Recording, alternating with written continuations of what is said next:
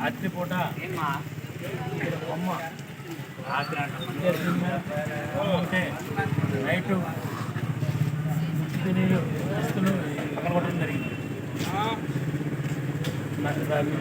అంటే కానీ రాత్రిపూట మాత్రం పాల్గొంటారు. మీరు ఈరోజు మాచర్లో ఉన్నారంటే అది బెమ్మారెడ్డి గారి సలవ.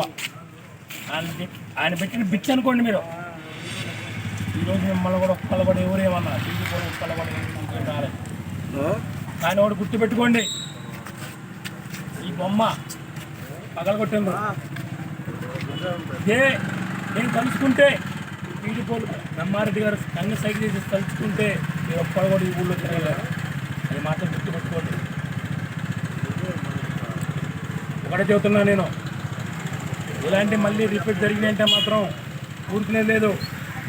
వీళ్ళు ఏం చేస్తారులే, టీడీపోలు ఏం చేయలేరు అనుకోవద్దు.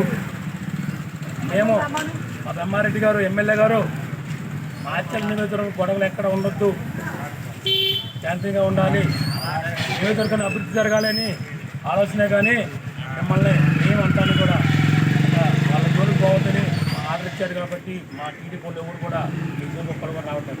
తీసుకోవద్దు. తీసుకుంటే మాత్రం చాలా తీవ్రంగా ఉంటుంది. గుర్తుపెట్టుకోవాలి. ఎవరైనా సరే దీన్ని మాత్రం వదిలిపెట్టే పని లేదు. దీనికి కఠినంగా చట్టపరంగా చర్య తీసుకుంటాం. ఇలాంటి మళ్ళీ జరిగితే మాత్రం ఇది మాత్రం ఈసారి మాత్రం చాలా తీవ్రంగా ఉంటుందని గుర్తుపెట్టుకోమని వైసీపీ నాయకులకి.